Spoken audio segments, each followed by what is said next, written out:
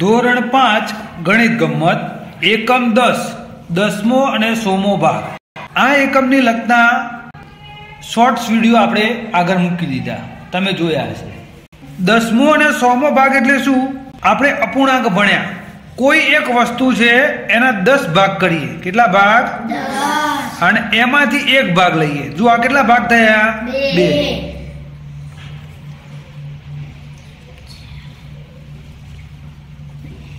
જુઓ કેટલા ભાગ થયા? 5 આ બાજુ 5 આ બાજુ, કુલ 10 ભાગ થયા। 10 માંથી હું એક ભાગ લઉં, 10 માંથી 1 તો 1 દશાંશ કહેવાય। તો આ ભાગ એ આખી વસ્તુ, ધારો કે આ ચોકલેટ છે તો આ ચોકલેટનો 10મો ભાગ કહેવાય। કયો ભાગ કહેવાય? 10મો ભાગ। એ જ રીતે જો કોઈ ચોકલેટના 100 ભાગ કરવામાં આવે અને એમાંથી એક કટકો લેવામાં આવે તો 1 100 તો એ 100મો ભાગ કહેવાય। કયો ભાગ કહેવાય? તો આ 1 દશાંશ, 1 100 1000 જે આ નીચે 10 100 1000ના ગુણકમાં હોય છે એવા અપૂર્ણાંકને દશાંશ અપૂર્ણાંક કહેવાય। કેવા અપૂર્ણાંક કહેવાય? તો આ એકમની અંદર આપણે આ 10મો અને 100મો ભાગ સમજવાનો છે।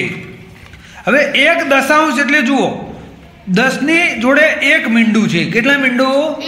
1 શૂન્ય છે તો આને 0.1 પણ કહેવાય, એકે પોઈન્ટ કપાય। અહીંયા જુઓ 100 ની અંદર કેટલા મીંડા છે? 2 તો ત્યાં કેટલા પોઈન્ટ કપાય? 2। હા, આપણે આગળ ભણી ગયા 0.01। હવે તમે ઉપયોગમાં લીધેલી સૌથી નાની પેન્સિલની લંબાઈ કેટલી છે? ધારો કે મેં ઉપયોગમાં લીધેલી સૌથી નાની પેન્સિલની લંબાઈ આ છે। કેટલી છે? તો એ તમારે ફૂટપટ્ટીથી માપવું પડે। આ રીતે જુઓ, અહીંયા 0 થી 4.5 છે। કેટલી છે? 4.5 4 સેન્ટીમીટર અને ઉપર અડધો સેન્ટીમીટર આપણે જોઈ શકીએ છીએ। તો આની લંબાઈ છે 4.5। તમે જે પેન્સિલ ઉપયોગમાં લીધી હોય એને આ રીતે માપી અને અહીંયા લખવાની। તો જુઓ 4.5 સેમી થશે। શું થશે? 4.5। અને એને મીમીમાં લખીએ તો 1 સેમી એટલે 10 મીમી। હા, તો સરસ, એ 45 મીમી થશે। આ આપણે આગળ ભણી ગયા છીએ। જો તમે ભૂલી ગયા હોય તો ફરીથી શોર્ટ્સ વિડિયો જોઈ લેવાના। આગળ આ પેન્સિલ કેટલી લાંબી છે? જો આ પેન્સિલ અનુમાન કરો, મેં અનુમાન કર્યું કે 3.5 સેન્ટીમીટર એટલે કે 35 મીમી। ફૂટપટ્ટીનો ઉપયોગ કરીને તેની લંબાઈ માપો, તમારું અનુમાન કેટલું યોગ્ય છે? હવે ફૂટપટ્ટીની ઉપયોગ કરીશું આપણે અહીંયા અને માપીશું। તો જુઓ 3.6 થાય છે। કેટલું થાય છે? 3.6। હા, 3.6 એટલે 0 થી શરૂ કરી 3 સેન્ટીમીટર અને ઉપર 6 લીટા સુધી આગળ જાય છે। કેટલા લીટા સુધી? 6 એટલે 3.6 સેન્ટીમીટર કહેવાય। તો આ રીતે તમારે લખવાનું રહેશે 3.6 સેન્ટીમીટર। હવે તમારું અનુમાન કેટલું યોગ્ય છે? મારું અનુમાન કેટલું હતું? 3.5 સેન્ટીમીટર અને છે કેટલી? 3.6 એટલે લગભગ મારું અનુમાન સાચું કહેવાય, બહુ ખોટું કહેવાય નહીં। જો મેં અનુમાન 5 કર્યું હોત તો આટલું નીકળે તો એ ખોટું કહેવાય। આપણે જોઈ શકીએ કે મોટું અને સ્પષ્ટ દેખાય તે માટે અંજુએ લેન્સનો ઉપયોગ કર્યો। જો લેન્સ એટલે કે એક પ્રકારનો બિલોરી કાચ તમારા બધાના કંપાસમાં હશે। તમે એનાથી જુઓ તો વસ્તુ કેવી દેખાય? મોટી દેખાય। તો એને જો મોટી લેન્સનો ઉપયોગ કર્યો અને જુઓ આ 0 થી 1 વચ્ચે 10 ભાગ છે ને 9 કાપા છે। 1 થી 2 વચ્ચે 9 કાપા છે ને 10 ભાગ છે। એ રીતે જુઓ 3 પછી આ 3 સેન્ટીમીટર પછી 1 2 3 4 5 ને 6 આટલે સુધી છે। તો 3.6 1 સેન્ટીમીટર એટલે કેટલા મીમી થાય? 10 મીમી આપણને ખબર છે। તો 1 મીમી એટલે કેટલું થાય? તો 1 મીમી એટલે કે 1 સેન્ટીમીટરનો 10મો ભાગ, 10 માંથી 1 એટલે કે એકે પોઈન્ટ કપાય, 0.1 સેન્ટીમીટર કહેવાય। જુઓ અહીં 1 સેન્ટીમીટરના 10 સરખા ભાગ છે। આપણે જોઈ શકીએ છીએ કેટલા ભાગ છે? 10 ભાગ છે। આથી દરેક ભાગ એ સેન્ટીમીટરનો 10મો ભાગ છે। દરેક ભાગ એ સેન્ટીમીટરનો કયો ભાગ કહેવાય? 10મો ભાગ છે। 1 સેન્ટીમીટરના 10મા ભાગને 1 મિલીમીટર કહે છે, જેને ટૂંકમાં મીમી કહેવાય. શું કહેવાય? તો 1 મીમી એ સેન્ટીમીટરનો 10મો ભાગ છે અને નીચે 10 એટલે કે 1 શૂન્ય છે, માટે એકે પોઈન્ટ કપાય 0.1 સેન્ટીમીટર. જો અરે આ પેન્સિલ 3 સેન્ટીમીટર અને 5 સેમી લાંબી છે. આ આપણે જોયું ને માપ અહીંયા 3 સેન્ટીમીટર ને ઉપર 6 મીમી લાંબી છે. કેટલી લાંબી છે? 6 મીમી લાંબી છે. હવે જુઓ આ છે કીડી. જુઓ હું 3 મીમી લાંબી છું. જુઓ આ કીડી આ છે જે જીવજંતુ છે કીડી જેવું. જો અહીંથી 1 2 અને 3 સુધી જાય છે એટલે કે 3 મીમી લાંબી છે. 3 મીમી એટલે કેટલી? 10 માંથી 3 એટલે 0.3 સેન્ટીમીટર કહેવાય. કેટલી કહેવાય? 0.3. હવે જુઓ આ એના કરતા મોટી કીડી અથવા મકોડો છે, પરંતુ હું વધારે લાંબી છું. 1 સેન્ટીમીટરનો 7/10મો ભાગ અથવા 7 મીમી. જુઓ 1 2 3 4 5 6 અને 7 સુધી લાંબી છે એટલે કે 7 મીમી કહેવાય. કેટલું કહેવાય? 7 મીમી. અને સેન્ટીમીટરમાં એ કહીએ તો 10 માંથી 7 દશાંશ સેમી. દશાંશ એટલે કે એકે પોઈન્ટ કપાય અથવા 0.7 સેમી કહેવાય. ચલો આપણે સેન્ટીમીટરના 10મા ભાગને 0.1 સેન્ટીમીટર કહીશું. ખ્યાલ આવી ગયો? કેવી રીતે કહેવાય અહીંયા મેં સમજાવી. જુઓ સેન્ટીમીટરનો 10મો ભાગ એટલે કે 1 મીમી. 1 મીમી એટલે કે 1 દશાંશ. 1 દશાંશ એટલે એકે પોઈન્ટ કપાય 0.1. તેને 0.1 સેન્ટીમીટર વંચાય. શું વંચાય ને? 0.1. હા 0.1. 0.1 સેન્ટીમીટર. અને કેવી રીતે વંચાય? 0.1 સેન્ટીમીટર. આથી 1 મીમી એ 0.1 સેમી જેટલું છે. 1 મીમી કેટલું છે? 0.1 સેમી જેટલું. 10 મીમી બરાબર 1 સેમી. 1 મીમી બરાબર 1 દશાંશ સેમી બરાબર 0.1 સેમી. 0.1 સેન્ટીમીટર થાય. ટૂંકમાં તમારે શું યાદ રાખવાનું? 1 સેમી એટલે કે 10 મીમી. તો 1 મીમી એટલે 1 દશાંશ સેમી થાય. કેટલું?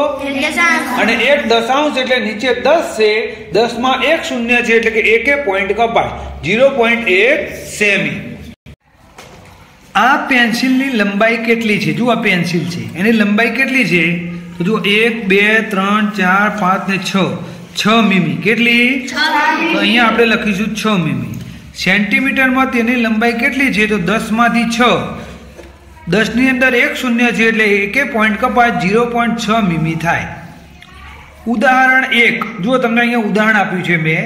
1 મીમી એટલે કે 1 દશાંશ સેમી બરાબર 0.1 સેમી કહેવાય.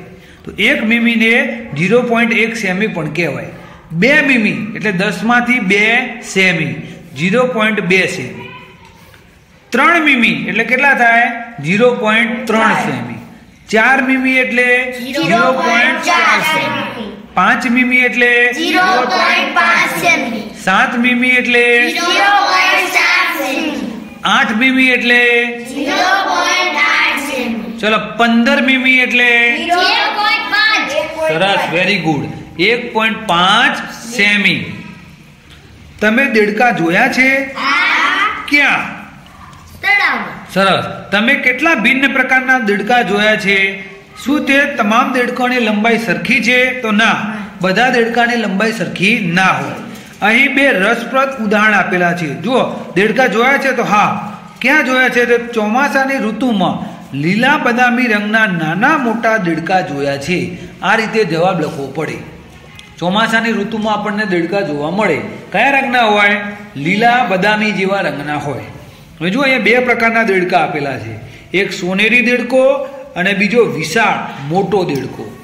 હવે સોનેરી દેડકો છે, આ પ્રકારના દેડકા વિશ્વમાં સૌથી ઓછી લંબાઈના હોય છે. તેમની લંબાઈ માત્ર 0.9 સેન્ટીમીટર જેટલી હોય છે. હવે 0.9 સેમી એટલે કેટલા મીમી? 9 મીમી. સરસ. કેટલા મીમી? 9 મીમી. પરંતુ દેડકાની તમામ જાતિઓમાં આ સૌથી લાંબો દેડકો છે. તેની લંબાઈ આશરે 30.5 સેન્ટીમીટર હોય છે. 30.5 સેન્ટીમીટર એટલે કે 30 સેમી વત્તા 0.5 સેમી એટલે 30 સેમીના 30 સેમી 5 દશાંશ સેમી એટલે 1 સેમી એટલે 10 મીમી તો 30 સેમી એટલે 300 મીમી વત્તા 5 મીમી એટલે કુલ કેટલું થશે 305 મીમી અને 0.9 સેમી એટલે 9 મીમી થાય. ચલો 0.9 સેમી એટલે કેટલા 0.9 સેમી એટલે કે 9 મીમી જેટલું. કેટલું? જેને આપણે 1 સેમીના 10 ભાગમાંથી 9 ભાગ જેટલું છે કહી શકીએ. જો અહીંયા લખ્યું છે ને 10 માંથી 9 બરાબર ને? તો હા 10 માંથી 9. ચલો આથી 30.5 સેમી એ 30 સેમી અને 5 મીમી જેટલું છે. અહીંયા મેં તમને સમજાવ્યું 30.5 એટલે શું કહેવાય 30 + 0.5 30 સેમી 1 સેમી એટલે 10 મીમી 30 સેમી એટલે 300 મીમી થાય. તો જુઓ આશરે કેટલા દેડકા 1 મીટરની ફૂટપટ્ટી પર ગોઠવી શકાય? મોટા દેડકાની વાત છે. મોટા એક દેડકાની લંબાઈ કેટલી છે 30.5 સેમી. તો 1 મીટર એટલે કે 100 સેન્ટીમીટર થાય. કેટલી? તો 30.5 વત્તા 30.5 કરીએ તો 61 થાય. 3 વખત મોટા દેડકા લઈએ તો 30.5 30.5 ને 30.5 એટલે 91.5 થાય. બાકી કેટલું વધશે 8.5 સેન્ટીમીટર એટલે કે 8.5 સેન્ટીમીટર વધશે. જેમાં ચોથો મોટો દેડકો આવી શકશે નહીં. એટલે કે 3 મોટા દેડકા 1 મીટરની ફૂટપટ્ટી ઉપર ગોઠવી શકાશે. સમજણ પડે છે? જુઓ જો તેઓએ 1 હરોળમાં ગોઠવવામાં આવે તો કેટલા નાના દેડકા 1 મીટરની જગ્યા રોકશે? હવે નાના દેડકા તો નાના દેડકાની લંબાઈ કેટલી છે 0.9 મીમી બરાબર. તો કે 111 વખત ગોઠવી શકાય. કેટલી વખત? કારણ કે આની લંબાઈ ખાલી 9 મીમી છે. કેટલી છે? અને 1 મીટર એટલે કેટલા સેમી થાય 100 સેન્ટીમીટર. 1 મીટર એટલે 100 સેન્ટીમીટર થાય બરાબર. અને 1 સેમી એટલે 10 મીમી તો 100 સેમી એટલે કે 1000 મીમી થાય. તો 1 મીટર એટલે કે 1000 મીમી થાય. હવે એક નાના દેડકાની લંબાઈ 9 મીમી છે. કેટલી છે 0.9 સેમી અથવા તો 9 મીમી બરાબર. 0.9 સેમી આવશે. અહીંયા શું આવશે 0.9 સેમી અથવા 9 મીમી બરાબર. એટલે કે 111 વખત લઈએ એટલે 0.999 સેમી થાય. 0.999 સેમી એટલે કે 1000 માંથી 999 સેમી થાય. એટલે કે 111 દેડકા ગોઠવી શકાય બરાબર. કેમ કે 9 મીમી બાકી 111 દેડકા ગોઠવીએ 1000 ભાગ્યા 9 કરીએ તો 111 થશે બરાબર. હવે જો આ ખીલી આપી છે. શું આપ્યું છે?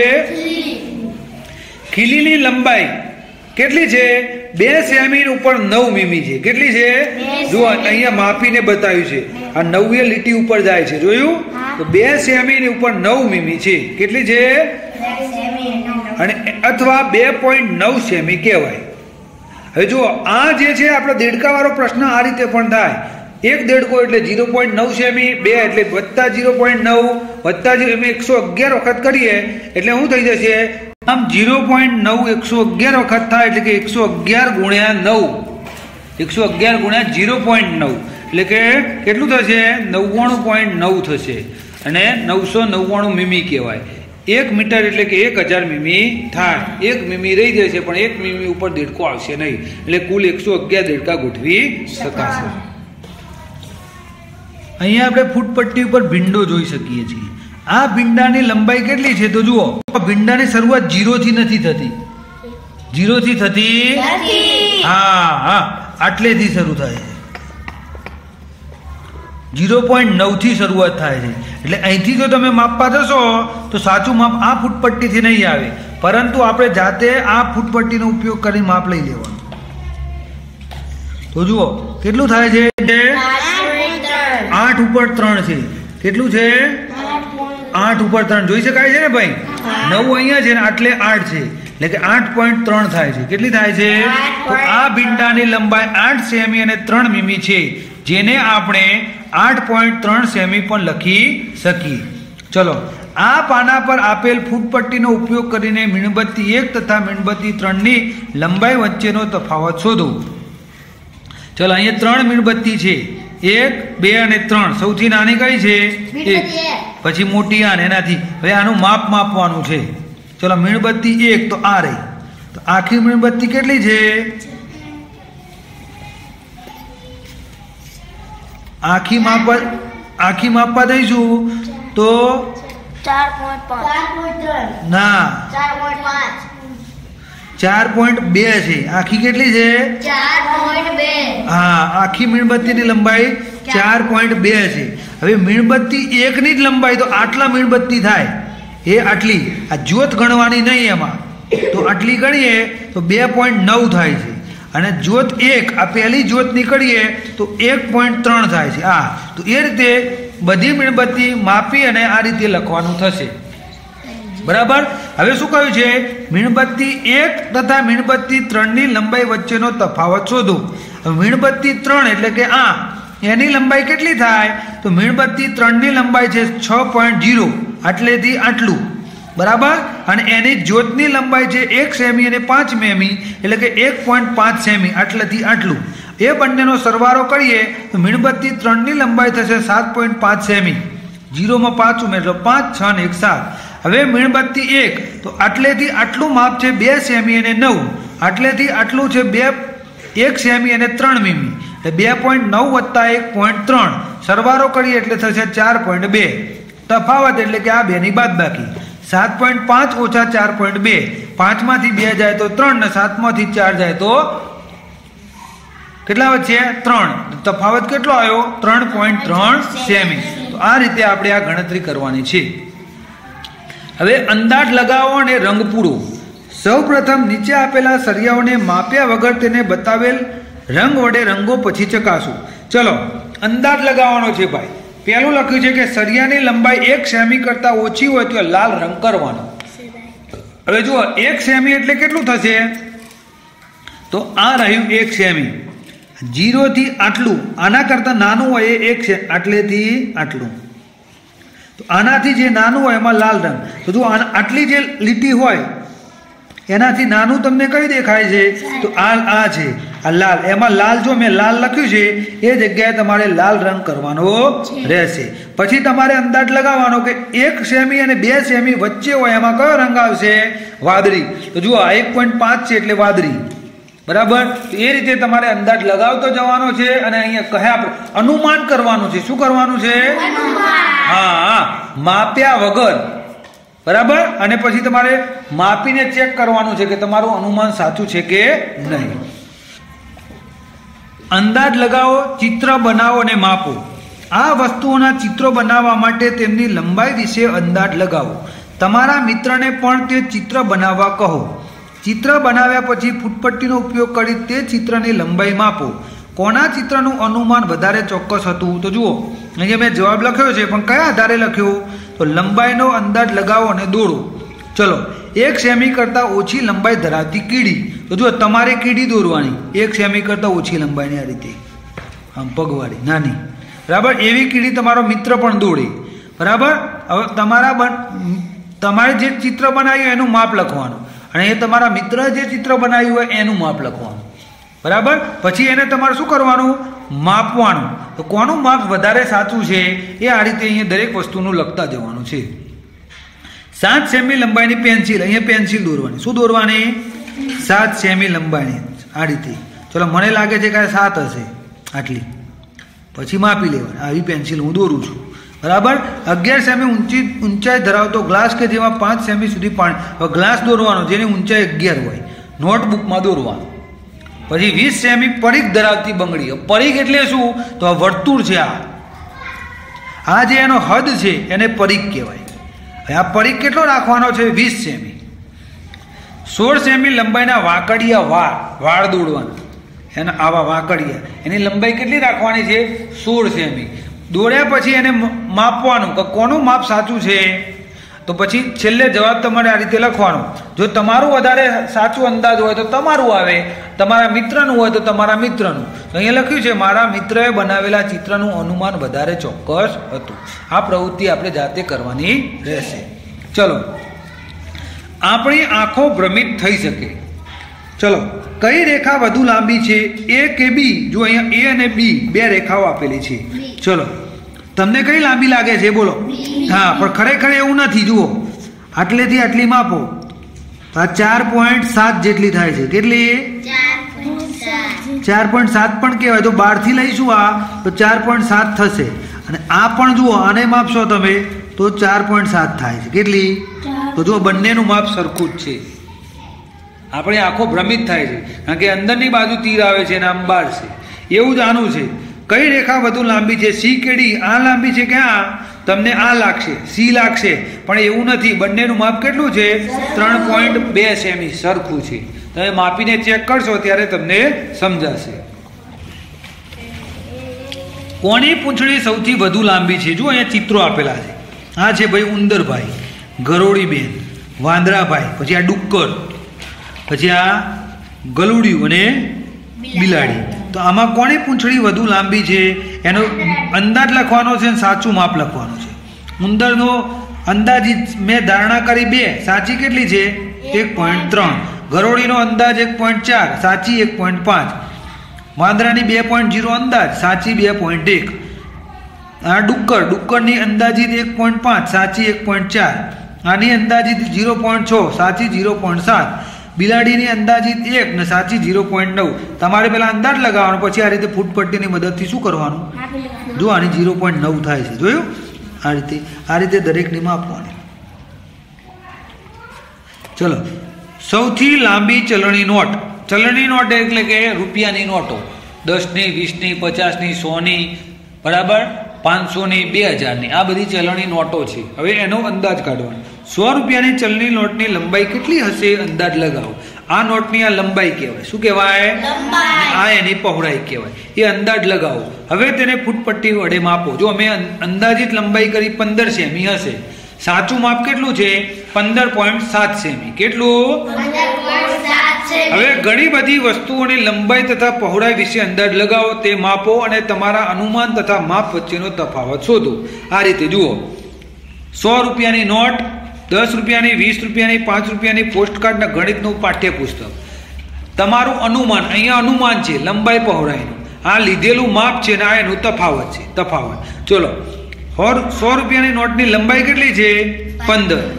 માપેલું માપ કેટલું છે? 15.7. તો આ બંનેનો તફાવત કેટલો થયો લંબાઈનો? તો 15.7 ઓછા 15 એટલે કે 0.7.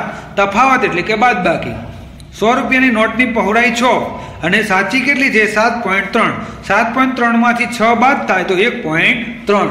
આ રીતે આપણે આ બધી ગણતરી કરીને જવાબ લખવાના છે. તમારે શું કરવાનું? 100 રૂપિયાની નોટ લેવાની, 10 રૂપિયાની, 20 રૂપિયાની, 5 રૂપિયાની પોસ્ટકાર્ડને ગણિતનું પાઠ્યપુસ્તક તો આપણી જોડે છે જ. અને નોટો ક્યાં છે તો હું તમને બતાવું. આ 100 રૂપિયાની નોટ. હવે એની લંબાઈ માપવી હોય તો શું કરવું પડે? તો આ બાજુથી આ એની લંબાઈ કહેવાય. તો જુઓ, આ નકલી નોટ છે પણ એની લંબાઈ અહીંયા કેટલી થાય છે? 18.2. નકલીની કેટલી થાય છે? 18.2. પહોળાઈ કેટલી થાય? આ રીતે 0 થી શરૂ કરીને પહોળાઈ થાય છે 8.5. આ નકલી નોટ છે. કેવી નોટ છે? એ જ રીતે આ 20ની નોટ છે, આ 10ની નોટ છે. એની લંબાઈ પર જો આ 20ની નોટની લંબાઈ આ રીતે મપાય. 15 પોઈન્ટ કેટલી થાય છે? 3 ના 16.7 થાય છે ભાઈ. 15 પછી 16.7 થાય છે. કેટલી? 16.7. એ જ રીતે 10ની નોટની લંબાઈ. તો 10ની નોટની લંબાઈ આટલેથી આટલી માપીએ તો થાય છે 16.1. 20ની નોટની પહોળાઈ આપણે માપીએ તો આટલેથી આટલી કેટલી થાય છે? 7.5. અને 10ની નોટની પહોળાઈ થાય છે 7.5. બંનેની સરખી જ છે. તો આ રીતે કેવી રીતે માપવું એ મેં તમને સમજાવ્યું. આ રીતે આપણે દરેક વસ્તુની લંબાઈ અને પહોળાઈ માપવાની, પહેલા અંદાજ લગાવવાનો, અનુમાન કરવાનું. અનુમાન કરવું એટલે કે ધારણા કરવી, અને પછી સાચું માપીને લખવાનું. પછી અહીંયા શું આવે? બંનેનો તફાવત. હવે આગળ બજારમાં જુઓ, 1 કેળાની કિંમત કેટલી છે? 2 રૂપિયા ને 50 પૈસા. કેટલી? 2 રૂપિયા ને 50 પૈસા. ચલો, પર્સની કિંમત કેટલી છે? 120 રૂપિયા ને 50 પૈસા. બોલપેનની કિંમત 6 રૂપિયા 50 પૈસા. આ શું છે ભાઈ? હા, આની કિંમત કેટલી છે? 25 પૈસા. સાબુની કિંમત, દિવાસળીની પેટીની કિંમત 0.50 રૂપિયા. એટલે પૈસા કેટલા? 50 પૈસા. અને આ શું છે ભાઈ? ચપ્પલ. ચપ્પલની કિંમત છે 32.99 રૂપિયા. આ અનોખી કિંમત જુઓ. 32 રૂપિયા અને 99 પૈસા, પરંતુ જો આપણે તેઓને 33 રૂપિયા આપીએ તો તેઓ આપણને 1 પૈસો પાછો નહીં આપે. 32 રૂપિયા 99 પૈસાની અંદર 1 પૈસો ઉમેરો એટલે 33 રૂપિયા થાય, કારણ કે 1 રૂપિયો એટલે 100 પૈસા થાય. બરાબર? 32 રૂપિયા 99 પૈસા એટલે 100 પૈસામાં કેટલા પૈસા ખૂટ્યા? 1 પૈસો ખૂટ્યો. એ 1 પૈસો આવી જાય એટલે 33 રૂપિયા થાય. આણે કીધું કે આપણને 1 પૈસો તો અત્યારે ચાલતો નથી, આપણને પાછો આપશે નહીં. 1 પૈસો એ 1 રૂપિયાનો કેટલામો ભાગ કહેવાય? તો 100મો ભાગ કહેવાય. 1 પૈસો એટલે કે 1 સોયાંશ. શું કહેવાય?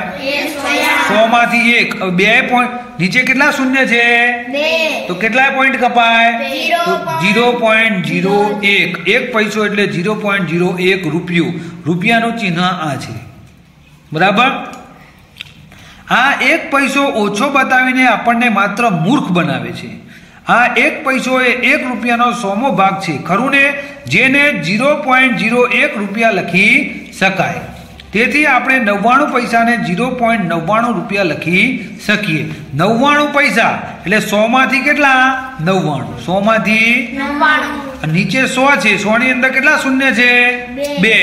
તો કેટલા પોઈન્ટ કપાય? તો 0.99.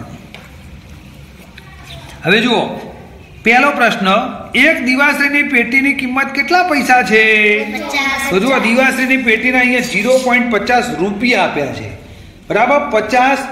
0.50 રૂપિયા એટલે કેટલા પોઈન્ટ કાપ્યા છે? 2 કાપ્યું છે ને?